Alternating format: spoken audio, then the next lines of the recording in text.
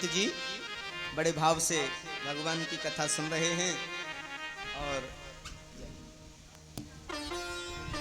सांसों की माला पे सांसों की माला पे सुमिरूं में टीका नाम। सांसों की माला पे सांसों की माला पे सुमिरूं में टीका नाम। सांसों की माला पे सांसों की माला पे सुमिरूं में टीका नाम। ओ सांसों की माला पे सांसों में टीका नाम। ओ अपने मन की मैं जानूं और पी के मन की राह।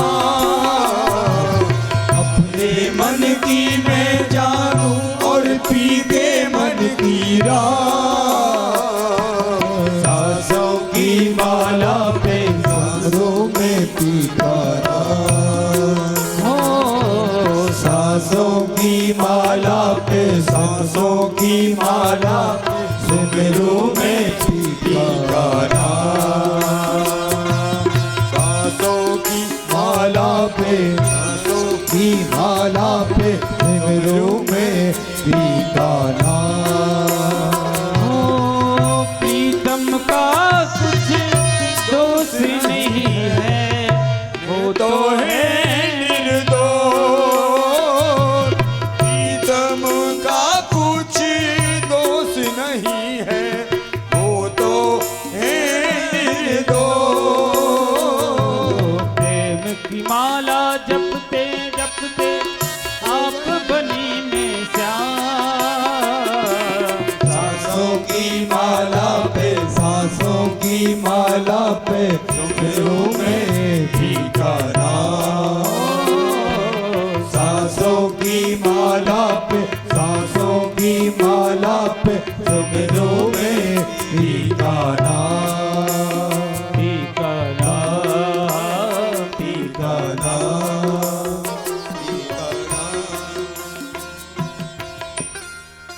एक बार प्रेम से बोलिए राधे राधे। अच्छा, राधे राधे बोलने में कुछ गड़बड़ नहीं हुई है?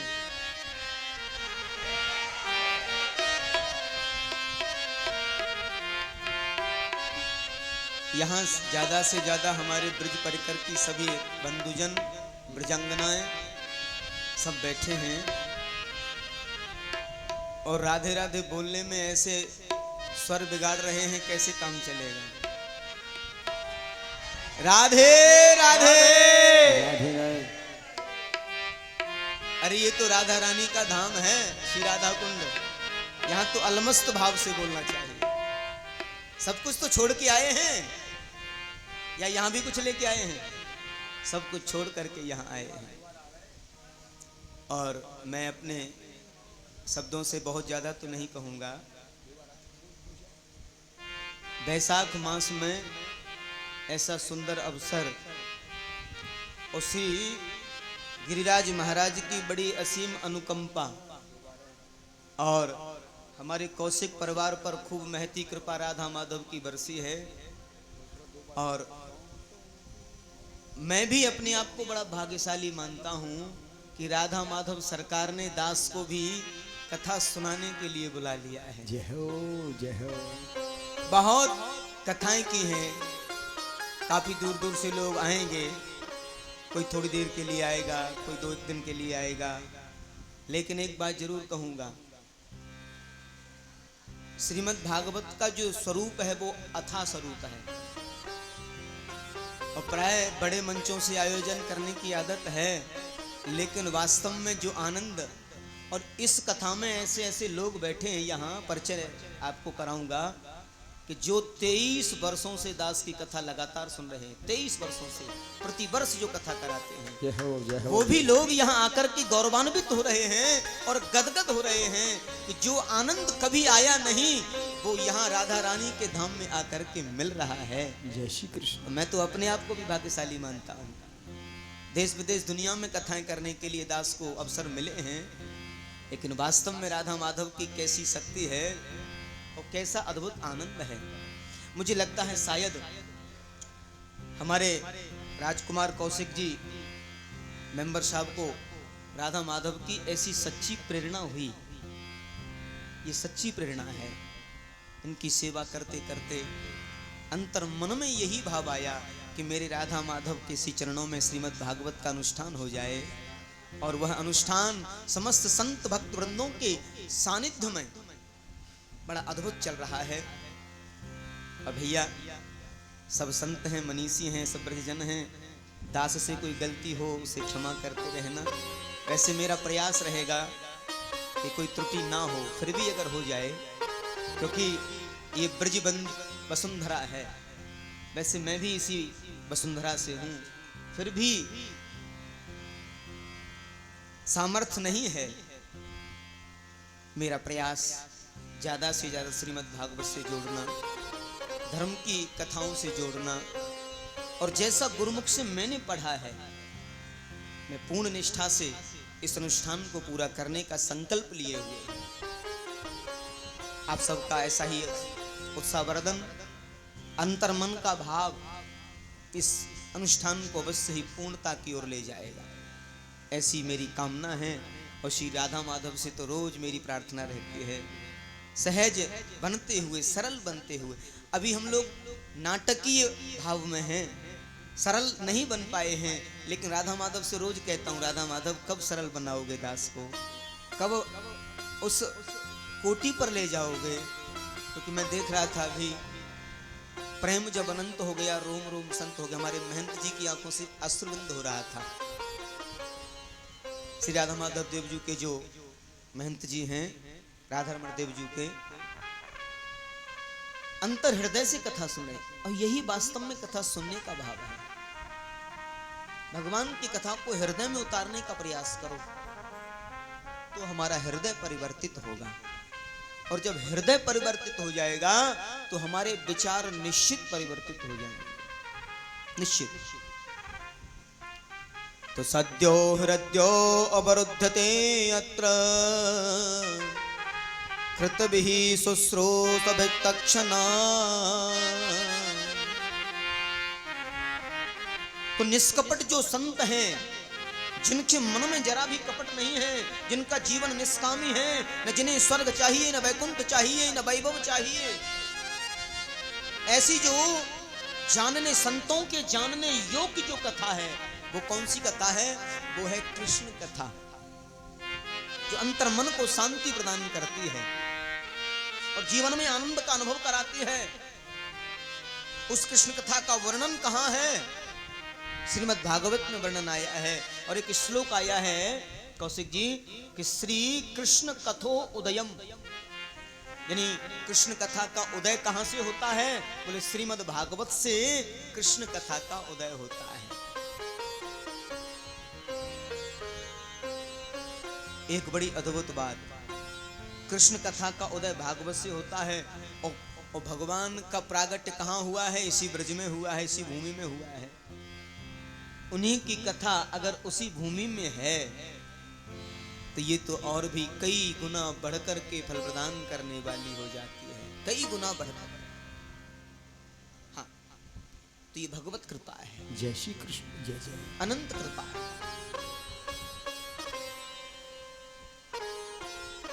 बोले कैसी है श्रीमद् भागवत की कथा? भागवत की कथा कैसी है? कि शिवदम शिवम कल्याणम कल्याणम ददाति इति शिवदम। बोले कल्याण को प्रदान करने वाली है भागवत की कथा। और कैसी है? बोले तापत्रयो न मूलनम, तीनों प्रकार के तापों का उन्मूलन करने वाली है, जिनके बारे में कल बताया ना, दैहिक, दैविक, भौतिक तापा, त्रयी तापों का उन्मूलन करने वाली है श्रीमद् भागवत कथा। और कैसी है? जय जय। बोले उनका विनष्ट कर देती है। बोले जीवन में किसी ग्रंथ को पढ़ने का अवसर नहीं बन पाया कभी,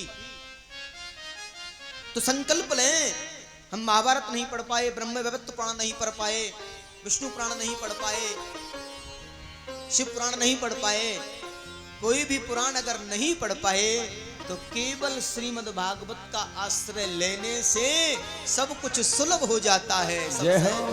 बोली भागवत भगवान की जय। वेद व्यास जी महाराज की जय।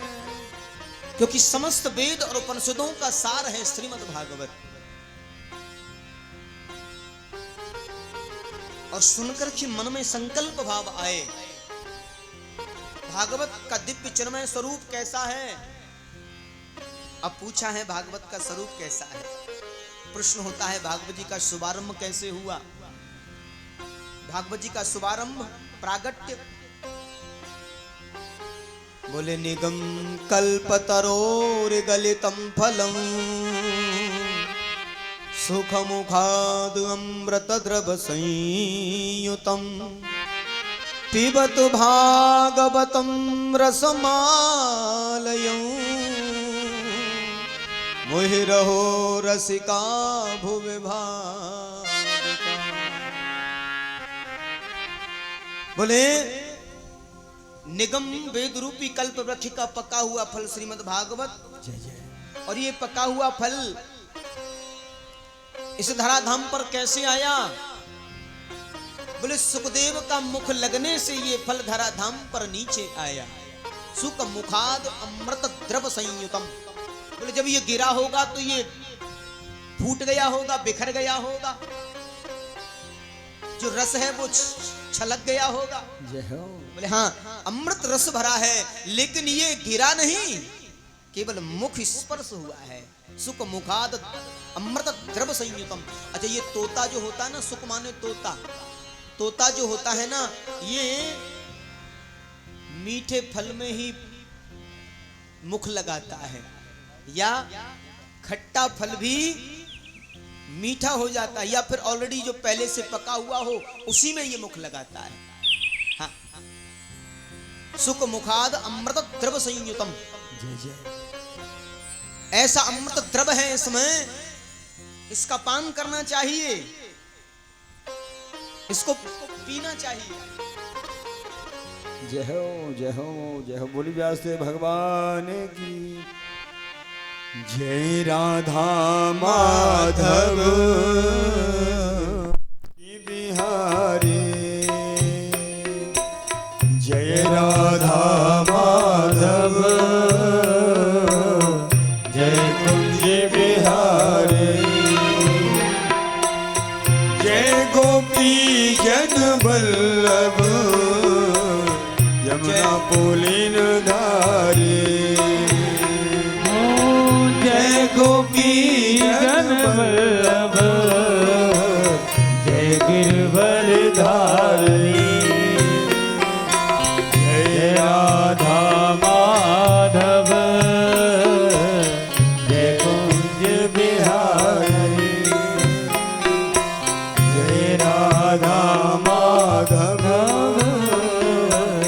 जय कुंज बिहारी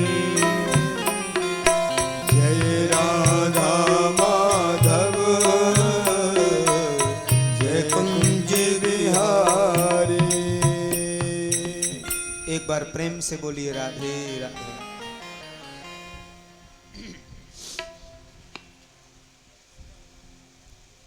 आइए कथा पर चलते हैं बड़े भाव से। तो पिबत भागवतम रसमालयम। अच्छा यहां पिबत भागवतम रसमालयम, इसको पान करना चाहिए, सुनत नहीं, इसको पीना चाहिए। और मोहि रहो रसिका भुवि भावुका।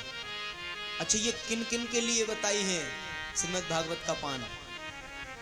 भागवत का पान बताया है रसिकों के लिए, भावुकों के लिए और भक्तों के लिए। अरे अरे रसिको, अरे अरे भावुको, अरे अरे भक्तों, आओ और इस अमृत रस का पान करो। जय हो। अच्छा जितनी बार इसका पान करोगे ना उतना ही आनंद आएगा। नीतम नवनीतम, जितना भी पान करोगे उतना ही आनंद आएगा। ऐसी भागवत की सुंदर व्यवस्था बताई है, भागवत का सुंदर दिव्य स्वरूप बताया है। संत जन कहते हैं कि भागवत वास्तव में जीवन में पान करना चाहिए श्रीमद् भागवत का। तो जो पिपासु होगा वही तो पान करेगा। अब जिसे प्यास नहीं है तो कितना भी कोई चिल्लाए कि मीठा है, ठंडा है, पान कर लो, प्याऊ वाला कोई बार बार कहे और प्यास हो नहीं, काय को पिएगा? इसको तो पिपासु ही पान करेगा। हाँ, जिसके अंतर मन में पिपासा होगी, जिसके हृदय में पिपासा होगी पान करने की, वही पी सकता है। और वही व्यक्ति भाग्यशाली होता है। भाग्योदयेन बहुजन्म समर्जितेन, वह व्यक्ति भाग्यशाली होता है जो श्रीमद् भागवत का पान करता है। और भगवान की कृपा तो उन व्यक्तियों पर भी होती है जिनके मन में ये भाव आ जाता है कि चलो आज भागवत सुनी आते हैं, उसी समय भगवान का प्रागट्य हो जाता है। ऐसी पराकाष्ठा है श्रीमद् भागवत की। मन में विचार आते ही कि चलिए आज भागवत सुनने चलते हैं, उसी समय हमारे हृदय में भगवान का प्रागट्य हो जाता है। जय श्री कृष्ण। ऐसी पराकाष्ठा से बोले श्रीमद् भागवत भगवान की जय। कहते हैं कभी भी भगवान की कथाओं को सुनकर के अघाना नहीं। बाबा ने लिखा है कि रामचरित जो सुनत अघाई, रामचरित जे सुनत अघाई, रस विशेष जानाति नाही, रस विशेष जानाति नाही। जिन हरि कथा सुनी नहीं काना, श्रवण रंध्र अहि भवन समाना। राम सिया राम, सिया राम जय जय राम, राम सिया राम, सिया राम जय जय राम। जिन हरि कथा सुनी नहीं काना, श्रवण रंग अहे भवन समाना। राम सिया राम, सिया राम जय जय राम, राम सिया राम, सिया राम जय जय राम। कहते हैं मोह रहो रसिको भुव भावुका, मोह रहो रसिका भुव भावुका। बोले कथा रस का पान एक बार नहीं, दो बार नहीं, 10 बार नहीं। मोह रहो मतलब संस्कृत में मोह रहो का है बार बार, संस्कृत में बार बार। जितनी बार आप पान कर सको करते रहो।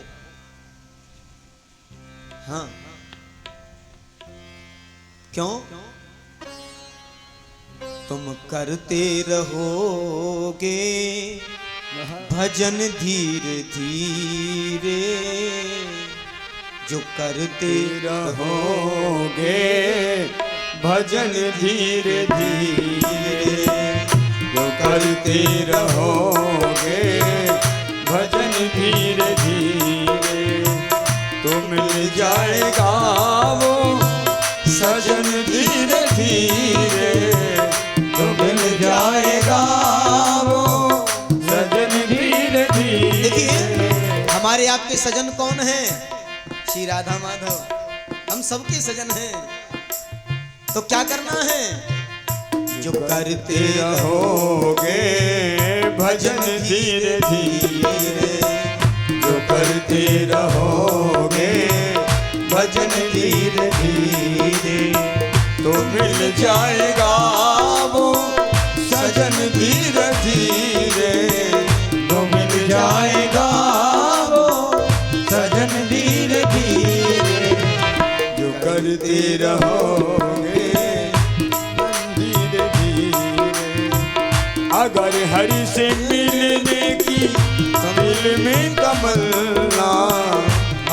हर से मिलने की दिल में तमन्ना, करो शुद्ध अंत करण धीरे धीरे, करो शुद्ध अंत करण धीरे धीरे, जो करते रहोगे भजन धीरे धीरे।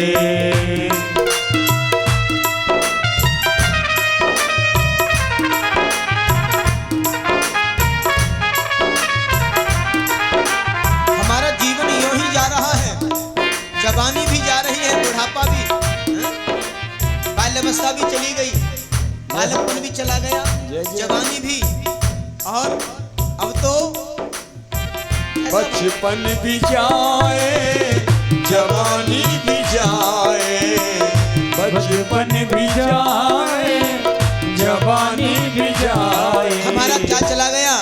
बचपन भी जाए जवानी भी जाए। कौशिक जी, बचपन भी चला गया और जवानी भी जा रही है, और अब क्या आने वाला है? अरे बुढ़ापे का होगा असर धीरे धीरे, बुढ़ापे का होगा असर धीरे धीरे, चली जा रही है उम्र धीरे धीरे।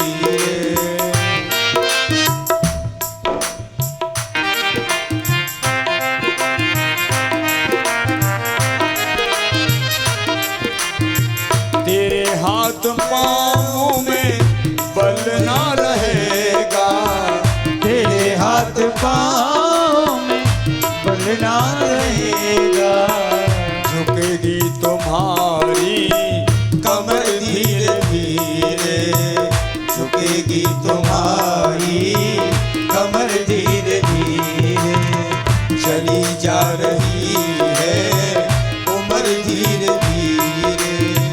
पल पल और आटो पहर धीरे धीरे, पल पल और आटो पहर धीरे धीरे, चली जा रही है उम्र धीरे धीरे, चली जा रही है उम्र धीरे। ऐसे नहीं, दोनों हाथ उठाइए बड़े भाव से। क्या जा रहा है? चली जा रही है उम्र धीरे धीरे, बड़े भाव से। चली जा रही है उम्र धीरे धीरे, चली जा रही है उम्र धीरे धीरे।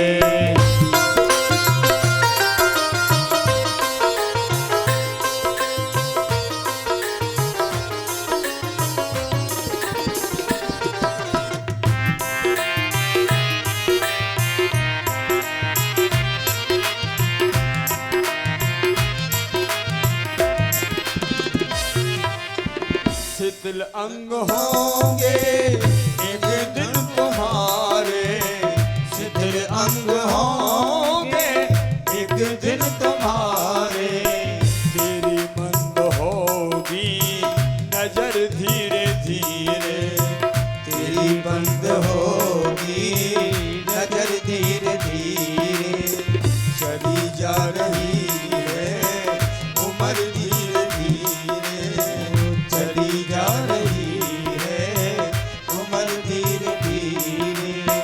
बुराई से मन को अपना हटा ले, बुराई से मन को अपना हटा ले, बुराइयों से मन को अपना हटा ले, बुराई से मन को अपना हटा ले, बन जाए तेरा जीवन धीरे धीरे, तो बन जाए तेरा जीवन धीरे धीरे, चली जा रही है उम्र धीरे धीरे, चली जा रही है उम्र धीरे धीरे। और भजन कर हरि का तू पल पल ओ प्यारे, भजन कर हरि का तू पल पल हो प्यारे, भजन कर हरि का तू पल पल ओ प्यारे, भजन कर हरि का तू पल हो प्यारे, तो मिल जाएगा वो सजन धीरे धीरे, तो मिल जाएगा वो सजन धीरे धीरे। चली जा रही है उम्र धीरे धीरे, चली जा रही है उम्र धीरे धीरे, चली जा रही है उम्र धीरे धीरे, चली जा रही है उम्र धीरे धीरे, चली जा रही है उम्र धीरे धीरे। एक बार प्रेम से बोलिए राधे राधे।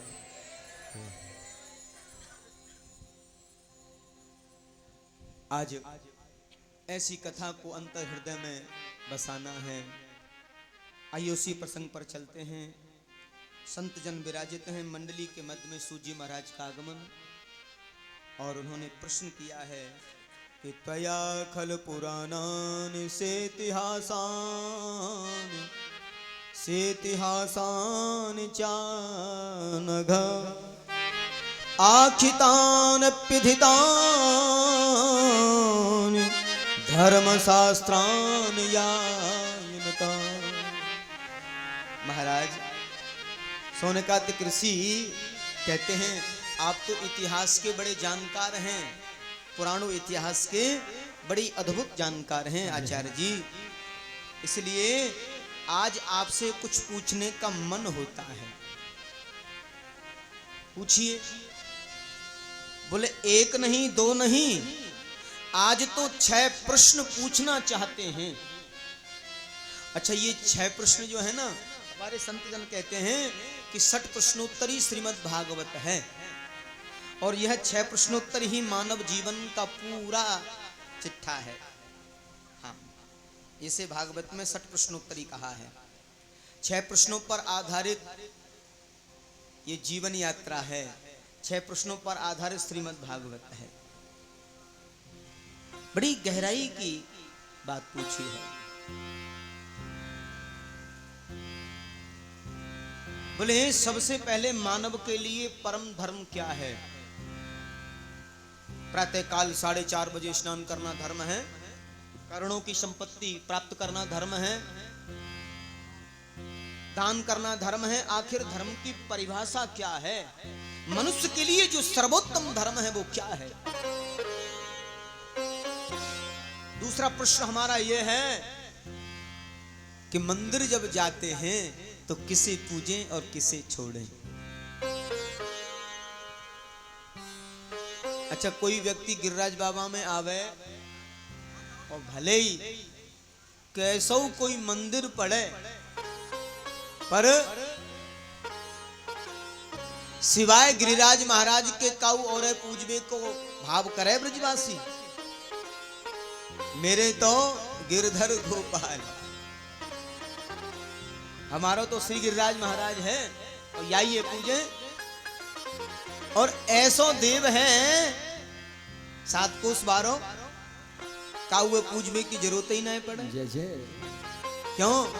क्योंकि सबको याने यही बुलाए लियो है। या तो दूसरा प्रश्न किया कि मंदिर जब जाते हैं तो किसे पूजें किसे छोड़ें। अगर भगवान शंकर के मंदिर में गए हैं तो भगवान शंकर को 1 लोटा जल चढ़ा दिया, और उन्हीं के बगल में भैरव बाबा का मंदिर है, भैरव बाबा ने क्या बिगाड़ा जो उनको 1 लोटा हैंडपंप का जल नहीं चढ़ाया? मन में भाव आएगा। आखिर हम किसे पूजें और किसे छोड़ें, ये हमारा प्रश्न है। और मंदिर जब जाते हैं ना तो तरह तरह के देवी देवताओं के दर्शन होते हैं, और भी कई देवताओं को बिठा देते हैं। मंदिर भले ही भगवान भोलेनाथ का है, लेकिन फिर भी लोगों की शांति के लिए, मन स्थिति के लिए आजकल और भी देवी देवताओं को विराजित कर देते हैं। तो मन कहता है किसे पूजे किसे छोड़े। और हमारी पद्धति, कभी भी किसी भी मंदिर में जाओ तो वहां जाकर के भगवान को भोग जो लगाते हैं ना, और भगवान उस भोग को आरोगते भी हैं, ये भी कन्फर्म है। लेकिन हमारी पद्धति हमें बदलनी होगी। मैंने देखा कई बार श्री गिरिराज परिक्रमा में कई लोगों को मन मुंह में ऐसे ठूसना चाहते हैं, ऐसे लिया और ऐसे लगा दिया, चींटियां चढ़ जाती हैं शिला पर। नहीं, भगवान भावरूपी मकरंद का पान करते। मेरा गिरिराज महाराज भावरूपी मकरंद का पान कर व्यवहारो देव है। जय श्री और ये भी बिल्कुल सच है कि भोग भगवान आरोगते हैं और श्री ठाकुर को भोग लगे, लेकिन भाव रूपी मकरंद का पान श्री हरि करते हैं और जो भोग लग जाता है ना वो फिर प्रसाद हो जाता है। तो भोग जब लगाएं तो अंतर मन का पर्दा लगा दें और भगवान को तुलसी दल समर्पित करते हुए भोग पूर्ण करें। हमारी पद्धति बिल्कुल ठीक होनी चाहिए।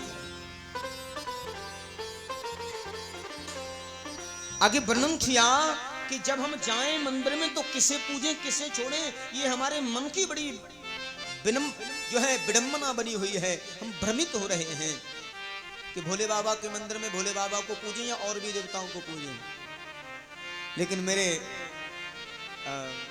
भगवान कृष्ण ने तो बिल्कुल मना ही किया है।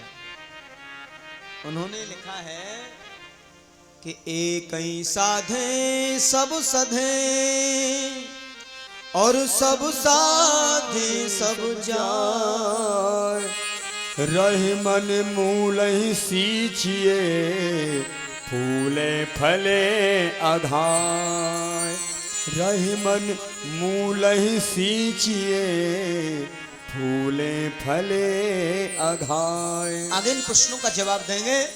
तीसरा जो प्रश्न किया है, वेद में परमात्मा का नाम अजन्मा है तो दशरथ के बेटा राम कैसे हुए, देवकी वसुदेव के कृष्ण कैसे हुए, ये हमारा तीसरा प्रश्न है। क्योंकि वेद में तो अजन्मा कहा है और यहाँ तो भगवान का अवतरण हुआ है, रघुवर भी आए कृष्ण भी आए। चौथा प्रश्न, भगवान के अवतार कितने हैं? कोई कहता है 1 अवतार, कोई कहता है 2 अवतार, कोई कहता है 10 अवतार, कोई कहता है 24 अवतार। और संतों से पूछें तो संत बोले हरि अनंत, हरि कथा अनंता, और कयई सुनई सब विधि सब संता। सबकी अपने अपने भाव हैं। आखिर भगवान के अवतार कितने हैं? और 5वां प्रश्न हमारा ये है कि महाराज वक्ता कौन सा श्रेष्ठ है, जो छोटी बात को बड़ी बना करके सुनाए या फिर बड़ी बात को छोटी बना के सुनाए। अगर छोटी बात को विस्तार से सुनाए तो लोगों के पास समय नहीं है, 3 या 4 घंटे का समय जैसे तैसे मिलता है, और विस्तार से सुनाने लग जाएं तो लोग बैठे बैठे सो जाएंगे। तो अतः साधो अत्र यत सारं समधत्ये मनीषया, समधत्ये मनीषया। जो सार है वह आप हमें सुनाएं। और महाराज 6वां प्रश्न हमारा ये है कि भगवान जब अपनी लीला को संवर्ण करके चले गए, भगवान जब अपनी लीला को संपन्न करके चले गए तो धर्म किम शरणम गतः। उस समय भगवान जब जा रहे थे धराधाम से गोलोक धाम में, बताते हैं जा रहे थे अपने परम धाम में, तो उस समय उद्धव ने कहा प्रभु अब आपका दर्शन कहाँ होगा और कब होगा। भगवान हंसने लगे। उद्धव, उस समय केवल उद्धव थे वहां, क्योंकि वो ज्ञानी थे, आत्मज्ञान था उन्हें।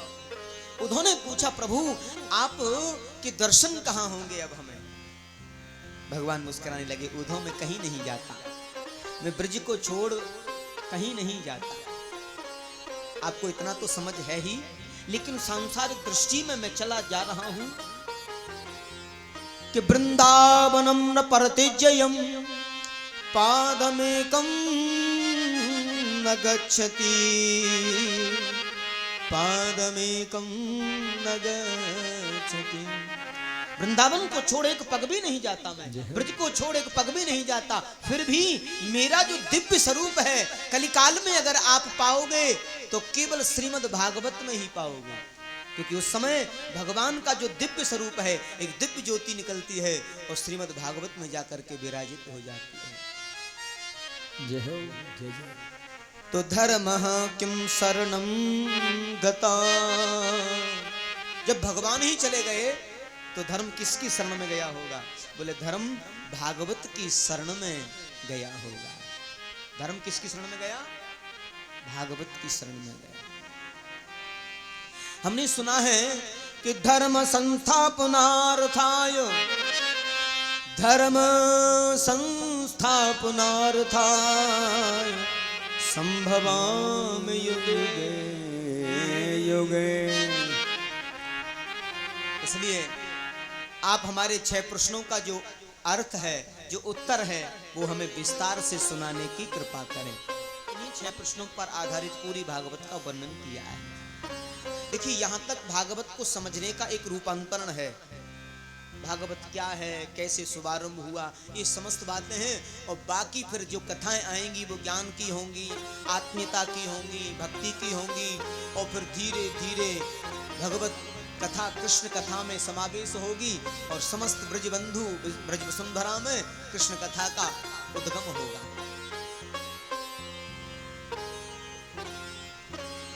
आज संत जन कहते हैं, महाराज आपके इन 6 प्रश्नों का उत्तर देने से पहले हम श्री सुखदेव स्वामी के श्री चरणों में बंधन करना चाहते हैं। जय हो।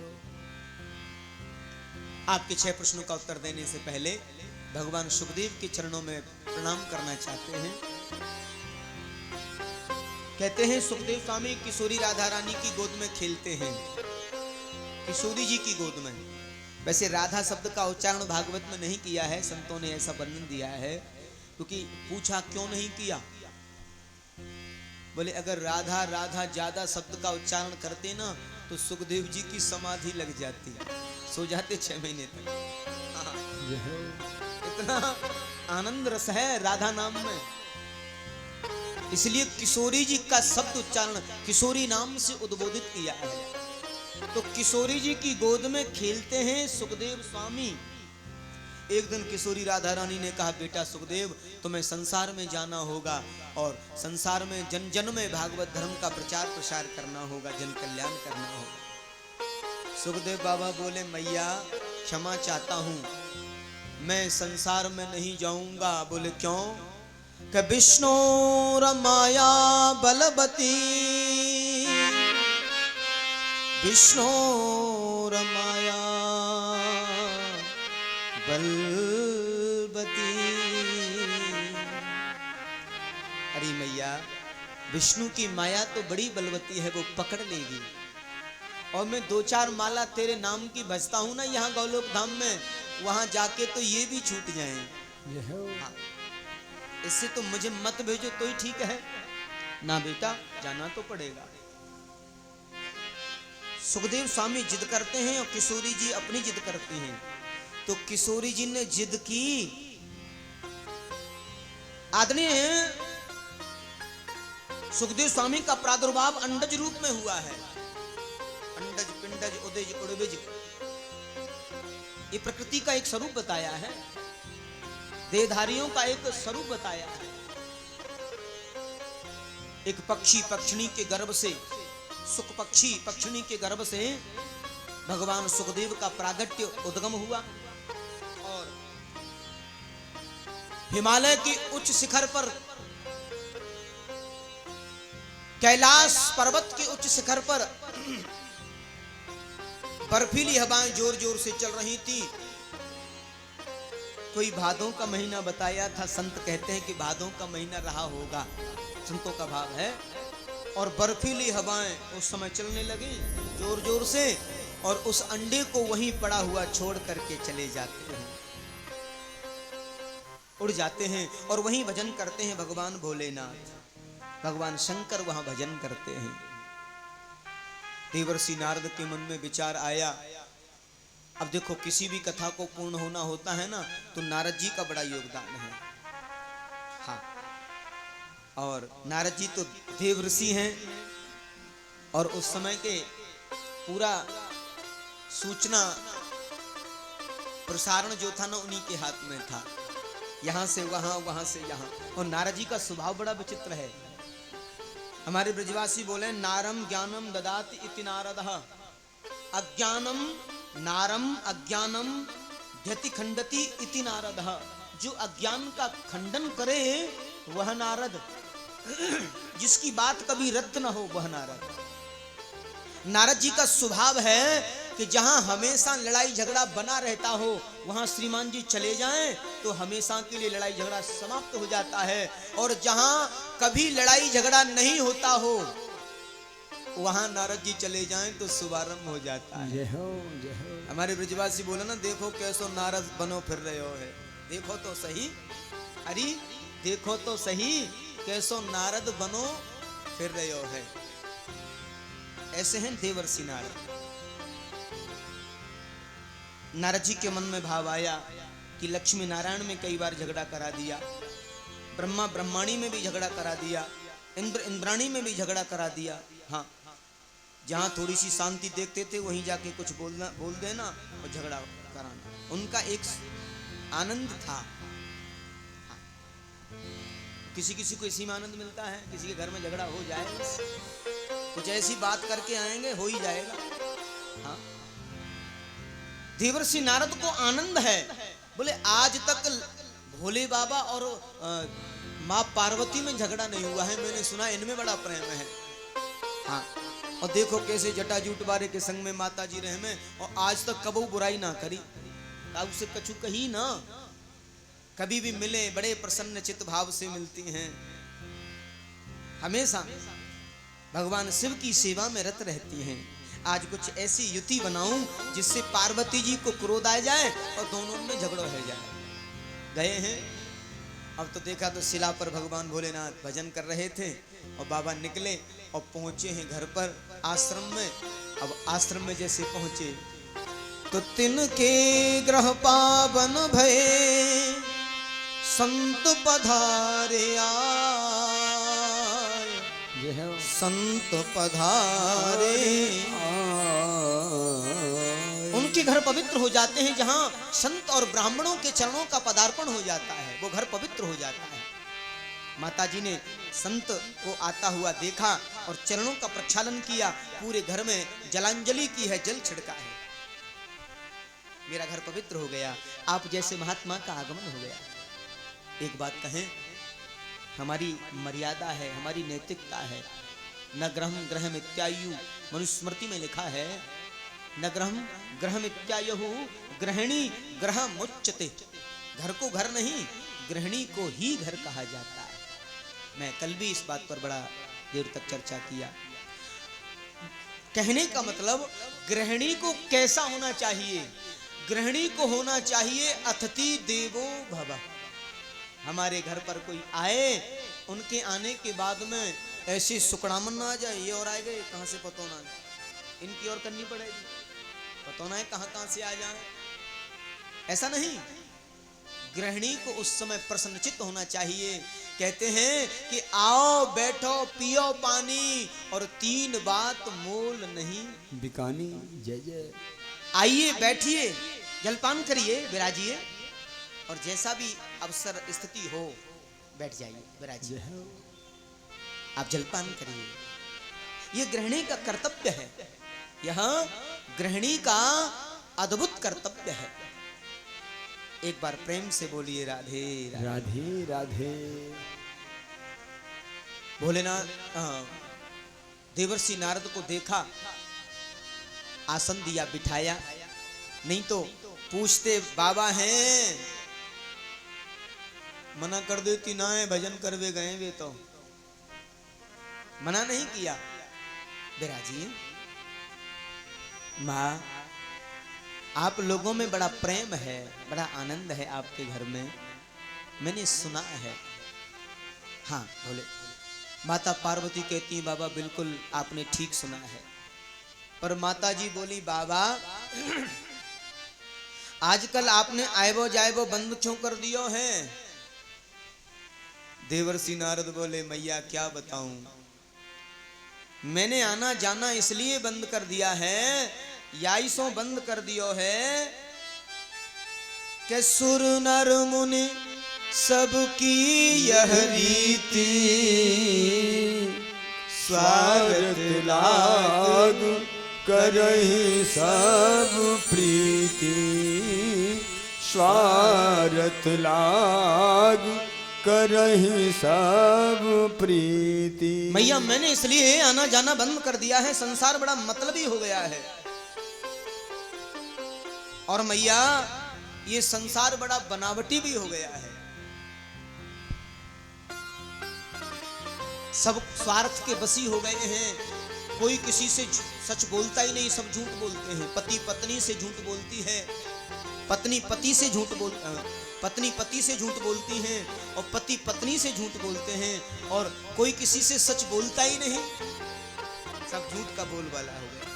झूठ ही लेना झूठ ही देना, झूठ ही भोजन झूठ चबेना। राम सिया राम सिया राम जय जय राम, राम सिया राम सिया राम जय जय राम। झूठ ही लेना झूठ ही देना, झूठ ही भोजन झूठ चबेना। सिया राम जय जय राम। हरि अनंत हरि कथा अनंता, कहि सुनहि बहुविध सब संता। राम सिया राम जय जय राम, राम सिया राम जय जय राम। एक बार प्रेम से बोलिए राधे राधे। ऐसे ही बोले का?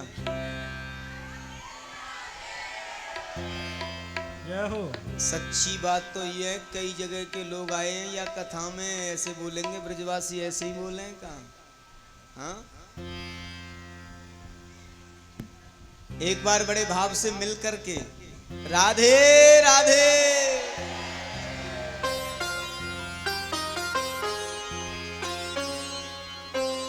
तो मैया सुर नर मुन सबकी यह रीति, स्वार्थ लाग करहि सब प्रीति प्रीति। इसीलिए मैंने आना जाना बिल्कुल बंद कर दिया है। किस लिए आना? आब नहीं आदर नहीं नैनन नहीं शने, अब नहीं आदर नहीं नैनन नहीं शने। तुलसी कहाँ न जाइए जल कंचन भर से मेरे भैया, कंचन भर से मेरे।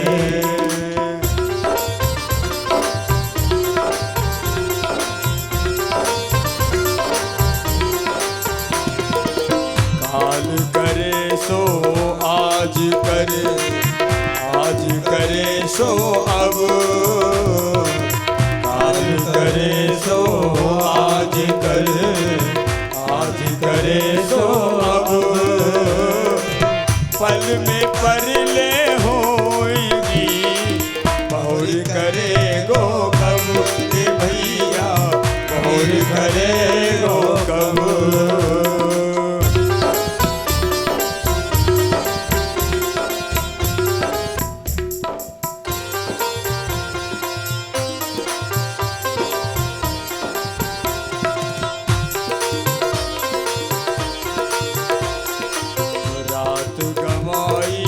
सोई कर दिवस गवायो खार, रात गवाई सोई कर दिवस गवायो खार।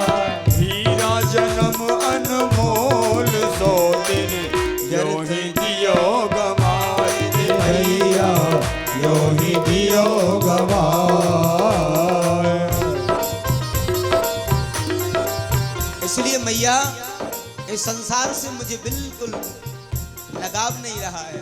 ये संसार ऐसा ही हो गया है, ये स्वार्थी संसार हो गया है। आज सब झूठ बोलते हैं। पति पत्नी आपस में, ये रिश्ता तो इतना पवित्र पाक रिश्ता है मैया, इतना सुंदर रिश्ता है जिसमें किसी को किसी से कोई बात नहीं छुपानी चाहिए। देखो 99% नहीं छुपानी चाहिए दोनों को, और एक जो बच रहा है ना वो श्रीमान जी छुपा ले तो चलेगी।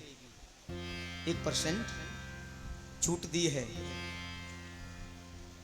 99% तो बात छुपाई नहीं जाती, लेकिन 1% जो रह जाता है वह श्रीमान जी के लिए छूट होती है। वो किस लिए होती है? क्योंकि पुरुषों की अपेक्षा माताओं का जो हृदय है वो कोमल होता है, और अति कोमल होता है, और अति गोपनीय कोई बात हो माताएं हृदय में नहीं छुपा पाती। इसलिए कोई बहुत जरूरी बात अगर नहीं भी बताई तो चले, लेकिन नारद जी कहें यहां तो ऐसा झूठ का बोलबाला है, ऐसा मतलबी संसार है, क्या करना चाहिए? एक बार प्रेम से बोलिए राधे राधे। अब तो देखो जब ज्यादा इतवित की बात हो ना तो सुलक्षण जो भार्या हों वो कबहू अपने पतिदेव की बुराई ना करें। ये माता